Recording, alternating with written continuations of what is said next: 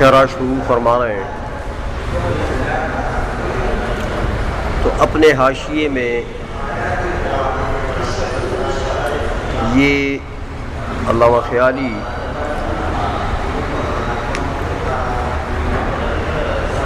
جب علامہ تفتزانی رحمۃ اللہ علیہ نے جو شرح لکھی ہے عقائد کی، تو علامہ تفتزانی کے کلام کا جب ذکر کریں گے تو قال الشارح کہیں گے،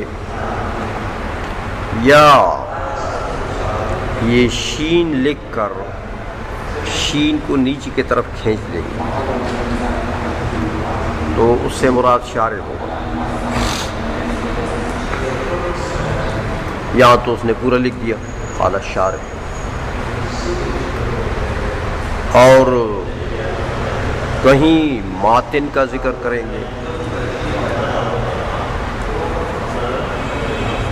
مصنف کا یعنی عقائد والوں کا، تو پھر وہ مصنف کا لفظ بولیں گے، یا الف میم صاد لکھ کر نیچے کھینچیں گے تو اس سے اشارہ مصنف کی طرف ہوگا۔ تو یہاں پر فرمایا کہ قال الشارح الحمدللہ، مقولہ وہی ہے، قال کا مقولہ وہ متن جو ہے الحمدللہ۔ اس کے اوپر اعتراض ہوتا ہے کہ یہ تو شارح کا قول نہیں ہے، الحمدللہ تو قول ہے ماتن کا، مصنف کا۔ تہذیب میں یہ تو ان کا قول نہیں، تو قال المصنف کو کہنا چاہیے تھا، مصنف نے یوں فرمایا ہے۔ اس کا جواب یہ ہے کہ ٹھیک ہے، باعتبار اصل تو یہ قول ہے ماتن کا، لیکن اس کو قال الشارح بھی کہنا صحیح ہے، اس لیے کہ ماتن کے اس قول کے اوپر شارح نے بھی تو گویا کہ اپنی زبان ہلائی ہے، اس نے بھی تو اس کے اوپر تلفظ کیا ہے، تو شارح نے بھی تلفظ اسی ایک جملے پر کر دیا کہ الحمدللہ۔ تو اس جہت سے کہ ثانیاً یہ قول بنا ہے کس کا؟ شارح کا، اولاً و بالذات تو یہ قول تھا ماتن کا، لیکن ثانیاً قول بنا کس کا؟ شارح کا۔ تو جو قریب ہوتا ہے اس کا نام لیتے ہیں لوگ، شارح بنسبت ماتن کے، اس لیے انہوں نے اس کی نسبت کر دی ہے شارح کی طرف۔ ماتن نے تو پتہ نہیں کب زبان ہلائی ہوگی اس کے اوپر، تو شارح اس سے ذرا باعتبار زمانہ قریب ہے، تو اس قرب کو ترجیح دیتے ہوئے انہوں نے قال الشارح کہہ دیا۔ بات سمجھ میں آ گئی ہے؟ النحریر یہ شارح کے لیے صفت لیا، نحریر اصل میں نحر سے ہے۔ نحر آپ جانتے ہیں جیسے ذبحہ ہوتا ہے حلق میں، ویسے نحر ہوتا ہے لبہ میں، یعنی اونٹ کو جب وہ ذبح کرتے ہیں تو اس کو کیا کہتے ہیں؟ نحر۔ نحریر جو ہے یہ اصل میں مبالغہ ہے، کثرت المبانی تدل علی کثرت المعانی، الفاظ جب جتنے بڑھیں گے کلمے میں تو اتنے اس کے معنی بھی بڑھیں گے۔ نحریر کے معنی ہیں بہت زیادہ اونٹوں کو ذبح کرنے والا، بہت زیادہ ذبح کرنے والا، نحر کرنے والا، یہ تو اس کا لغوی معنی ہے۔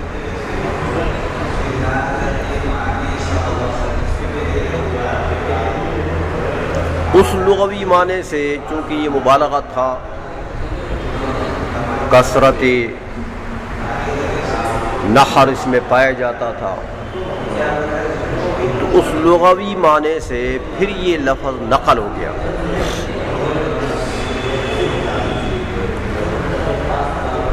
سمجھ میں آ گئی ہے؟ اس بندے کے لیے جو بندہ کسی عمل میں کثرت کرتا ہو اور کثرت کی وجہ سے اس کو تجربہ اور ملکہ حاصل ہو اس کام میں، کیونکہ بار بار کرتا ہے، بہت زیادہ کرتا ہے، تو بہت زیادہ کرنے سے کیا ہوتا ہے؟ ہاں، انسان کو ملکہ اور تجربہ حاصل ہو جاتا ہے اس کام کا۔ تو یہ تو اس کا عام معنی تھا۔ پھر علماء کی اصطلاح میں یہ خاص ہو گیا اس عالم کے لیے جو علم میں پختگی اور ملکہ رکھتا ہو، علم میں پختگی اور ملکہ رکھتا ہو۔ تو یوں سمجھو، اس لیے علماء اس کے معنی کرتے ہیں کہ نحریر کا معنی کیا ہے؟ وہ عالم جو علم، بعضوں نے تو یہ عمل کو بھی شامل کر دیا، وہ عالم جو علم و عمل میں پختگی اور ملکہ رکھتا ہے۔ بعضوں نے عمل کو بھی شامل کر دیا، لیکن اس کے اصلی معنی میں عمل داخل نہیں۔ کہیں جمع ہو جائے علم کے ساتھ عمل بھی تو سبحان اللہ، ٹھیک ہے، لیکن اصل اس کا جو مدلول ہے، اس مدلول میں صرف علم داخل ہے، کہ علم میں پختگی اور علم میں ملکہ رکھنے والا، گویا کہ وہ نحریر کا اپنا معنی تو تھا نا، بہت زیادہ ذبح کرنے والا اونٹوں کو۔ تو یہ جو عالم ہے، یوں سمجھو کہ یہ بھی بہت زیادہ مسائل، اس علم جس علم میں یہ ملکہ رکھتا ہے، اس علم کے بہت سے بے شمار مسائل کو یہ ذبح کر چکا ہے،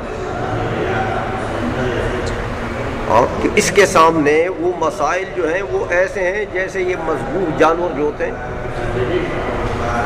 جیسے وہ مقابلہ نہیں کر سکتے اس کا، اسی طرح یہ مسائل جو ہیں اس کے سامنے مذبوحات ہیں، یعنی اس کے مقدورات ہیں۔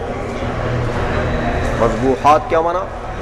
مقدورات، کہ اس کے قدرت کے اندر ہیں یہ سب مسائل۔ ایسے عالم کو کیا کہتے ہیں؟ نحریر۔ اس لیے یہاں پر علامہ خیالی نے نحریر کا لفظ شارح کے لیے استعمال کیا۔ علامہ تفتزانی کے لیے واقعی نحریر ہے اس معنی میں، علامہ تفتزانی علامہ ہے۔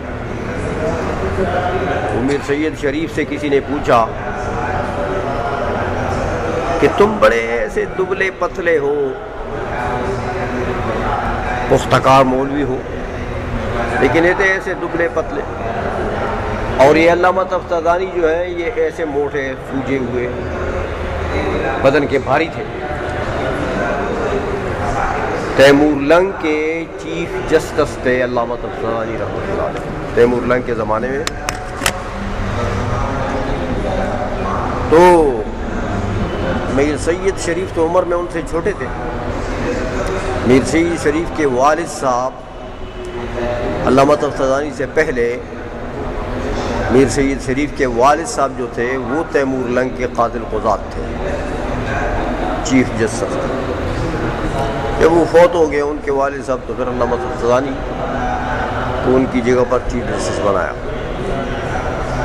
تو پھر جب میر سید شریف ایک مرتبہ پڑھنے کے لیے گئے ان کے پاس، علامہ تفتزانی کے پاس، تو علامہ تفتزانی اس وقت دیوار بنا رہے تھے، اوپر دیوار کے بیٹھے ہوئے تھے آوازے پر، اور تلامذہ اور شاگرد جو تھے وہ کیچڑ اور پتھر دے رہے تھے۔ پرانے زمانے میں ایسا ہی ہوتا، چیف جسٹس تھے لیکن اپنی دیوار خود بنا رہے۔ تو یہ میر سید پہنچے اسی وقت، جس وقت اوپر بیٹھے ہوئے. میر سید بڑے حسین تھے، سید تھے، خوبصورت تھے، جانتے بھی تھے کہ بھائی یہ تو بہت بڑی خانوادے کے فرد ہیں. میر سید نے عرض کی کہ حضرت میں تو کچھ پڑھنا چاہتا ہوں آپ سے. علامہ تفتزانی چونکہ بڑے مریح مزاج آدمی تھے، خوش طبیعیاں بھی کرتے تھے طالب علموں سے، تو تفتزانی نے ایک مٹی کا اتنا سارا وہ گولا بنا کر میر سید کے گال پر دے مارا، ادھر دے مارا. تو وہ جو یہاں لگا نا، تو ساتھ ہی تفتزانی نے کہا کہ یا لیتنی کنت ترابا.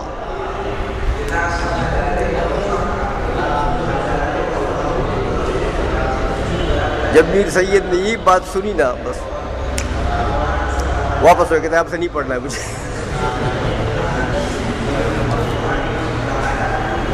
تو واپس چلے گئے. بہرحال پھر تو مولوی بن گئے اور بہت بڑے فاضل آدمی. تو جب مولوی بنے اس کے بعد کسی نے پوچھا کہ یہ تفتزانی صاحب جو ہیں یہ بڑے موٹے ہیں، بدن کے بھاری ہیں، اور آپ دبلے پتلے ہیں. کہنے لگے بھائی تم کیا سمجھتے ہو تفتزانی؟ تفتزانی جو ہے وہ جتنے آپ کو موٹے تازے نظر آتے ہیں، بھاری برکم، تو تفتزانی کے بدن میں گوشت پوست ہڈیاں وڈیاں کچھ نہیں، یہ سب علم ہے. یہ اتنے موٹے جو نظر آتے ہیں یہ گوشت نہیں ہے، چربی نہیں ہے، یہ سب علم ہے. تو اپنے زمانے کے علماء میں علامہ تفتزانی کا یہ مقام تھا. اسی لیے اشارے کو علامہ تفتزانی کو نحریر کے لفظ سے یاد کیا ہے. ہاں اب وہ دعا دیتے ہیں کہ عاملہ اللہ بلطفہ الخطیر، اللہ جل مجدہ ان کے ساتھ معاملہ کریں بلطفہ الخطیر، اس مہربانی، شفقت اور نرمی کے ساتھ جو قدر والی، خطیر اس چیز کو کہتے ہیں جو قدر والی چیز ہو، عزت والی چیز ہو، گران قدر چیز ہو، قیمتی چیز ہو. تو اللہ کا لطف اور اللہ کی مہربانی تو بہت قیمتی چیز ہے. اللہ کی کرم نوازی تو بہت قیمتی چیز ہے، اس لیے اس کو خطیر کہہ دیے جائے. تو کہتے قال الشارح بعد ما تیمن بالتسمیۃ الحمدللہ. فرماتے ہیں کہ شارح نے جب تیمن حاصل کیا پہلے تسمیہ کے ساتھ، تو تیمن بالتسمیہ کے بعد کیا کہا؟ الحمدللہ. اچھا یہ تو اس کا مقولہ ہو گیا الحمدللہ. اب علامہ خیالی فرماتے ہیں کہ اقول، خیالی یہاں سے شروع ہو گئی ہے. فرماتے ہیں کہ فی تعقیب التسمیۃ بالتحمید اقتداء باسلوب الکتاب المجید وعمل بما شاع بل وقع علیہ الاجماع وامتثال بحدیث الابتداء. کہتے ہیں یہاں پر تسمیہ کے بعد حمد لگا دینا، یہ تعقیب اور عقب کے مادے کے بعد جس چیز کے اوپر با داخل ہوگی، با وہ معقب کہلاتی ہے. معقب، ہاں تو با کس پر داخل ہے؟ تحمید کے اوپر. لہذا تحمید کیا ہے؟ معقب، پچھلا یعنی مؤخر.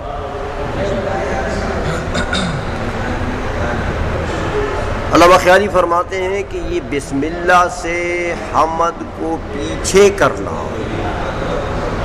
معقب کر دینا،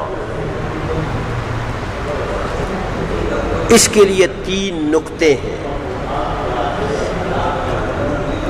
جس طرح پڑھتے ہیں کہ اقتداء باسلوب الکتاب المجید، ایک تو کتاب اللہ کے اسلوب اور طریقے کی اتباع، کہ کتاب اللہ میں بھی یہی اسلوب ہے کہ بسم اللہ پہلے، حمد اس کے بعد. ایک نقطہ تو یہ ہے. دوسرا وعمل بما شاء، بل ترقی کے لیے بل وقع علیہ الاجماع. دوسرا نقطہ جو ہے وہ عمل بما شاء، عمل ہے اس چیز کے اوپر جو بالکل شائع اور متعارف ہے. علماء کے درمیان شائع اور متعارف عمل ہے، بلکہ شائع متعارف کو کیا کہو، ترقی کرتے ہیں کہ بل وقع علیہ الاجماع، بلکہ علماء کا اس کے اوپر اجماع ہے کہ وہ ایسا ہی کرتے ہیں، حمد کو تسمیہ کے بعد لاتے ہیں. 2 ہو گیا، اپنی کتابوں میں ایسا کرتے ہیں. تیسرا نقطہ بیان کرتے ہیں کہ وامتثال بحدیثی الابتداء،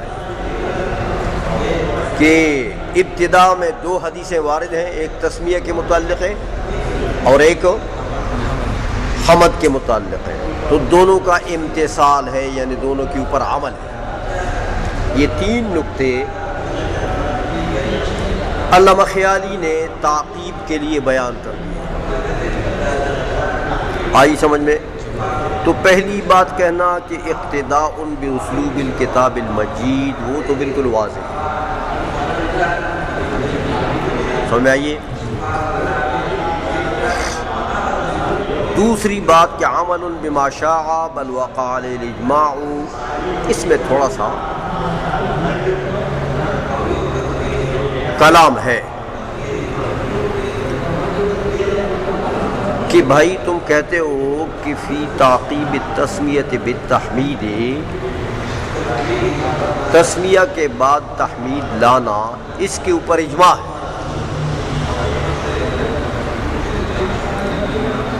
یہ بات محل نظر ہے، اس لیے کہ دیکھو بہت سے علماء، بلکہ حضور نبی کریم صلی اللہ علیہ وسلم کے اپنے مکتوبات کو آپ دیکھیں تو ان میں تو حمد ہے ہی نہیں. حضور کے اپنے مکتوبات آپ نے پڑھے بخاری مسلم میں، ہرقل وغیرہ کی طرف جو حضور نے خط لکھا ہے اس میں حمد ہے.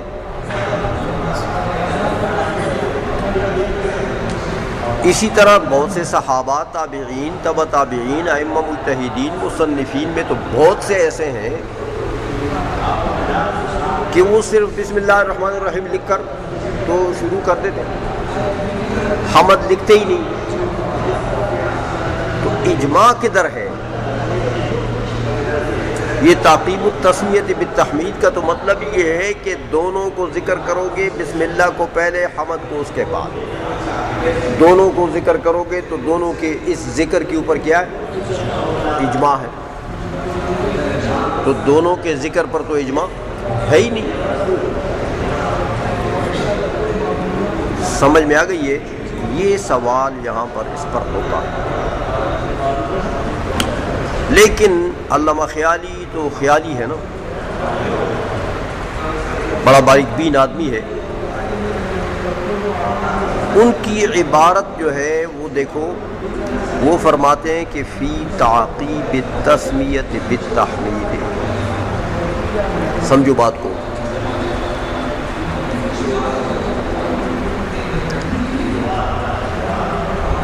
تسمیہ کے بعد جو تحمید ہے نا، اس کی تعقیب کے اوپر، تحمید کی تعقیب کے اوپر اجماع ہے. تحمید کی تعقیب کے اوپر اجماع ہے. ایک ہے بسم اللہ کا ذکر، حمد کا ذکر، یہ الگ چیز ہے کہ دونوں کو ذکر کرو گے، یہ الگ چیز ہے۔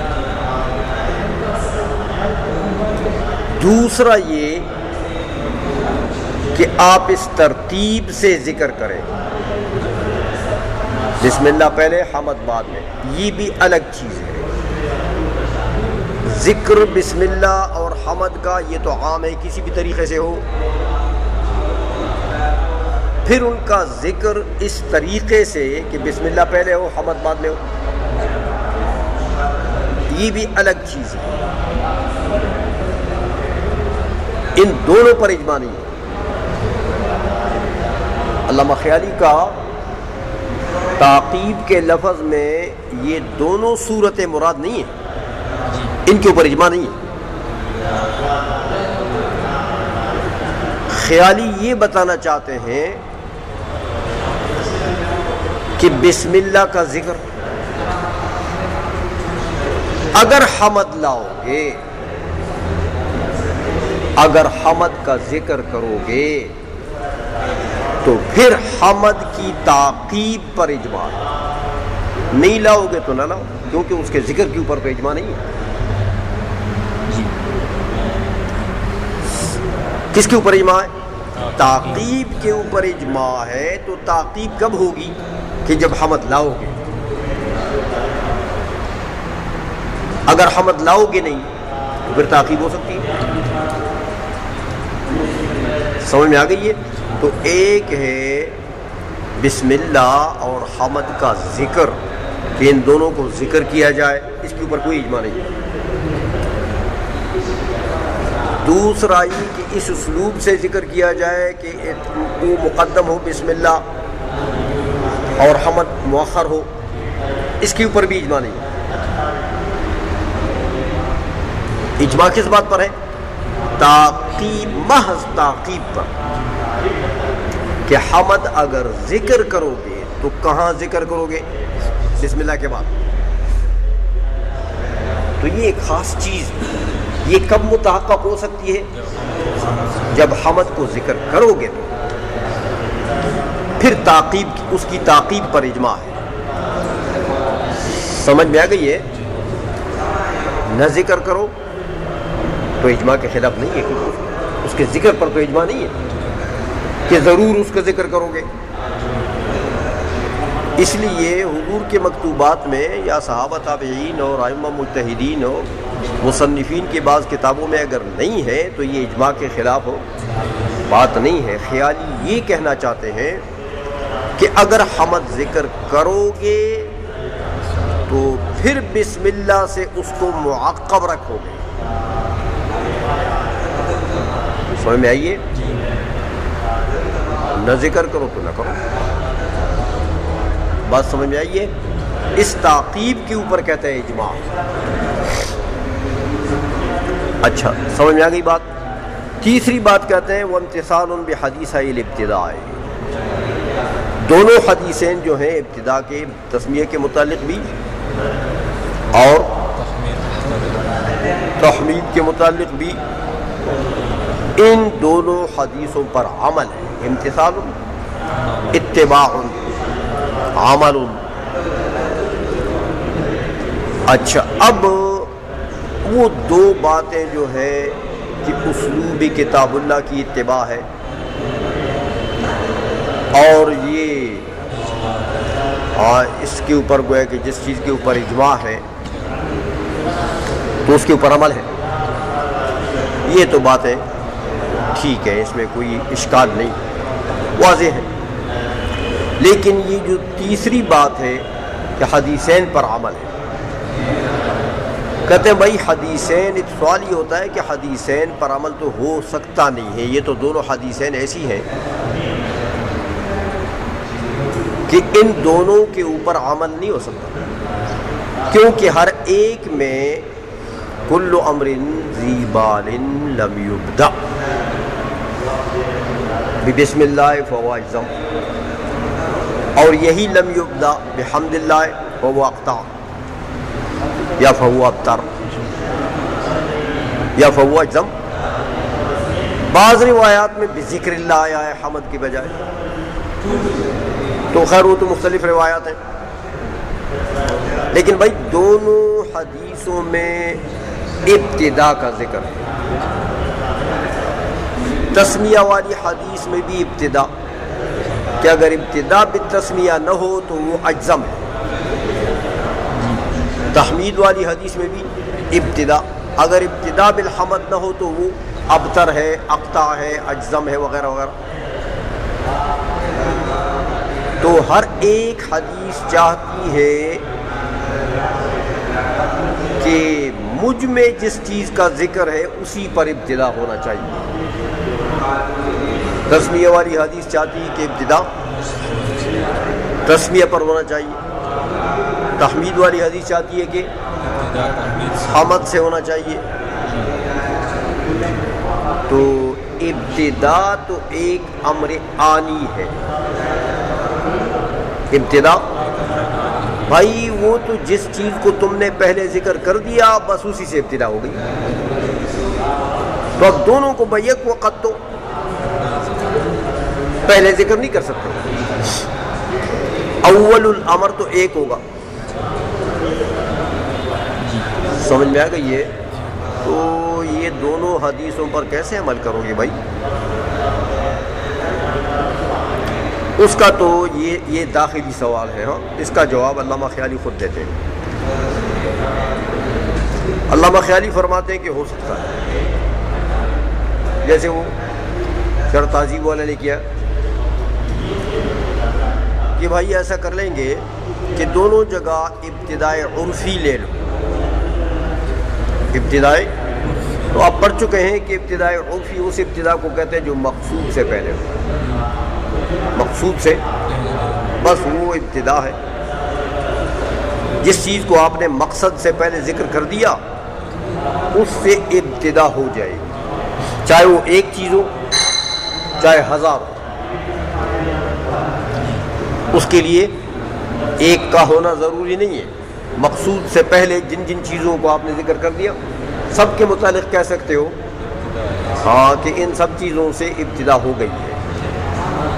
اس لیے فرماتے ہیں کہ وما یتوہم من تعارضہما، جو وہم میں آ جاتا ہے ان دونوں حدیثوں کا تعارض تو فمدفوع، تو وہ تعارض کیا ہے؟ مدفوع ہے. کس سے؟ اما بحمل الابتداء علی العرفی الممتد، کہ دونوں جگہ تسمیہ اور تحمید دونوں میں کیا ہے؟ عرفی ابتدا ہے. سمجھ آئیے؟ تو جب عرفی ہے تو مقصود سے دونوں کو پہلے ذکر کر لو تو بس دونوں حدیثوں پر عمل ہوگی. مقصود سے بسم اللہ کو بھی ذکر کرو پہلے، اور مقصود سے تحمید کو بھی ذکر کرو پہلے، مقصود سے صلاۃ و سلام کو بھی ذکر کرو، اور بھی کچھ چاہتے ہو تو کر لو. اس لیے ممتد کا لفظ کہہ دیا. عرفی ابتدا جو ہے یہ کیا ہے؟ بڑا لمبا چوڑا اس کا پیٹ ہے بھائی، صرف مقصود سے پہلے ہونا چاہیے. تو مقصود سے پہلے تو آپ کے پاس بہت سارا میدان ہے، جتنی چیزوں کو بھی لانا چاہتے ہو لاؤ، سب کو ذکر کرو. تو سب کے متعلق کہہ سکتے ہو کہ اس سے ابتدا ہو گئی. سمجھ میں آ گئی ہے؟ او بحمل احدہما علی الحقیقی والآخر علی الاضافی کما هو المشہور، یا پھر تسمیہ میں حقیقی، تحمید میں اضافی. تو اضافی بھی آپ جانتے ہیں کہ بعض اشیاء سے مؤخر ہوں، بعض سے مقدم ہوں، بنسبت بعض کے وہ مقدم ہو. بس وہ بعض کوئی بھی ہو، وہ بعض مقصود ہے کہ وہ بعض صلاۃ و سلام ہے کہ وہ بعض کوئی اور چیز ہے. سمجھ میں آ گئی ہے؟ تو اور تسمیہ والے میں حقیقی لے لو، تحمید میں اضافی لے لو کہ بھئی صلاۃ و سلام کے بنسبت تحمید پہلے، تو بس ہو گیا ابتدا اضافی ہو گئی ہے. یا مقصود سے تحمید پہلے ہے تو یہ ابتدا ہو گئی ہے تحمید کے اوپر بھی. یہ دو طریقے گویا کہ انہوں نے یہاں پر علامہ خیالی نے ذکر کر دیے. آئی سمجھ میں؟ اور کما هو المشہور کا حوالہ دیا جیسے مشہور ہے علماء میں. مشہور کا مطلب یہی کہ علماء میں مشہور. ایک اور سوال بھی خارجی سا سوال ہوتا ہے ان حدیثین کے اوپر کہ حدیث میں تو کل امرن ہے، جس چیز جو بھی چیز اہم ہو، ذی بالن، جو بھی ذی بال چیز ہو، دل کو کھٹکے، دل کو مشغول کرے، اس کی اہمیت دل محسوس کرے، تو اس کی ابتدا ہونی چاہیے کس سے؟ اگر بسم اللہ سے نہ ہوگی تو اجزم ہوگا، تحمید سے نہیں ہوگی تو اقطع و ابتر ہوگا. تو ہر اہم کام، تو کیا یہ بسم اللہ کا ذکر کرنا اہم کام نہیں ہے؟ تو بسم اللہ کی حدیث کا تو پھر مطلب یہ ہوا کہ بسم اللہ سے پہلے ایک اور بسم اللہ ذکر کرو، اور وہ بسم اللہ پھر اہم ہے، تو اس سے پہلے ایک اور بسم اللہ، اور وہ بھی اہم ہے، تو اس سے پہلے وہ بھی اہم ہے، اس سے پہلے چلتے جاؤ. تو ایک بسم اللہ بھی نہ پڑھ سکو گے، ایک تسلسل لازم آ جائے. تو حدیث تو ہر حدیث مستلزم ہے تسلسل کو. یہی حال ہے تحمید میں بھی کہ کل امر ذی بال، تو کیا تحمید ذی بال نہیں ہے؟ تو اس سے پہلے ہے اور حمد، وہ ذی بال نہیں ہے تو اس سے پہلے ہے اور حمد. تو اسی طرح ایک حمد بھی زندگی میں نہیں پڑھ سکو گے، کیونکہ جس کا بھی ارادہ کرتے ہو وہ اہم ہے، تو اس سے پہلے ہو. تو ایک تو تقدم شیء علی نفسہ لازم آ جائے گا، اور دوسرا تسلسل. سمجھ میں آئیے؟ چیز اپنی ذات پر مقدم ہو جائے گی. تو حمد اپنی ذات پر مقدم ہو سکتی ہے، تسمیہ اپنی ذات پر مقدم ہو سکتا ہے، یا پھر خلط مت کرو کہ ہر حمد کے لیے بسم اللہ، کیونکہ حمد اہم ہے نا. تو حدیث تسمیہ چاہتی ہے کہ ہر اہم سے پہلے بسم اللہ ہونا چاہیے. تو حمد اہم ہے نا، تو حمد سے پہلے بسم اللہ، پھر بسم اللہ سے پہلے حمد، کیونکہ حمد والی حدیث آتی ہے کہ ہر ذی بال، تو بسم اللہ کا ذکر ذی بال ہے نا، تو اس سے پہلے حمد، حمد سے پہلے بسم اللہ، بسم اللہ سے پہلے حمد، حمد سے پہلے. تو یہ تو حدیثین ایسے ہیں کہ عقلاً اس کے اوپر عمل نہیں ہو سکتا. یہ تو مستلزم ہے تسلسل. آئی سمجھ میں؟ یہ خارجی سوال ہے. اس کا جواب یہ ہے کہ بھائی قاعدہ اور قانون ہے کہ ہر ما بالعرض کے لیے تو ایک ما بالذات چاہیے. ہر ما بالعرض کے لیے ایک ما بالذات چاہیے، ورنہ کام نہیں بنے گا. لیکن ما بالذات کے لیے دوسرے ما بالذات کی ضرورت نہیں ہوتی. سمجھ میں آ گئی ہے؟ تو یہ جو تسمیہ ہے یا تحمید ہے، اس حدیث کی وجہ سے یا کتاب اللہ کے اسلوب کی وجہ سے، جیسے یہ تین وجہ ذکر ہو گئی، یا اجماع کی وجہ سے، ابتدا کے لیے ہر ذی بال چیز کی ابتدا کے لیے تسمیہ کیا ہے؟ ما بالذات. ابتدا کے لیے شریعت میں تسمیہ کے علاوہ یا تحمید کے علاوہ اور کوئی چیز ہے؟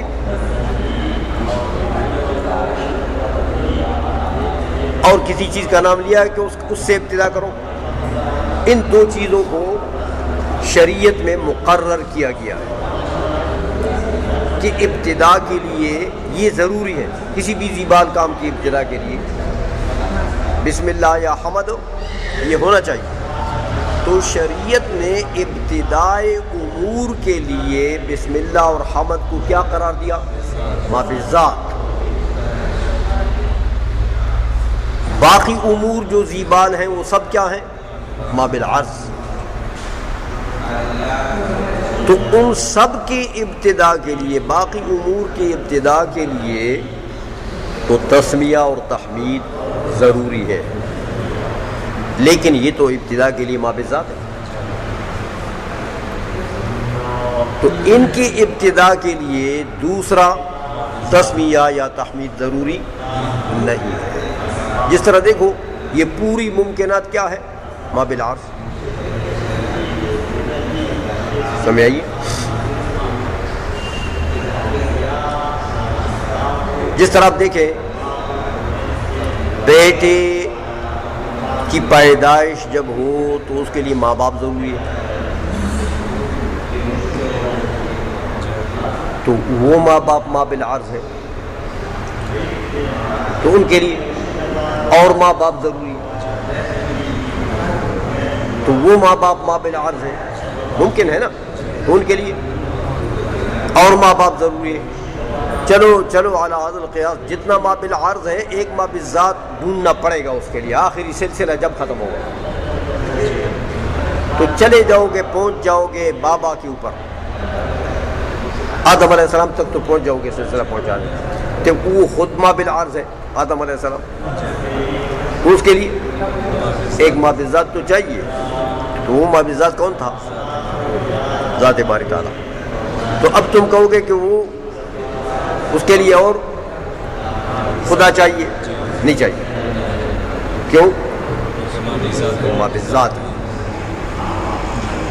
تو ما بالذات کے لیے دوسرا نہیں چاہیے، وہ تو خود واجب الوجود ہے، سمجھائیے، وہ تو ما بالعرض نہیں ہے، وہ تو ما بالذات ہے۔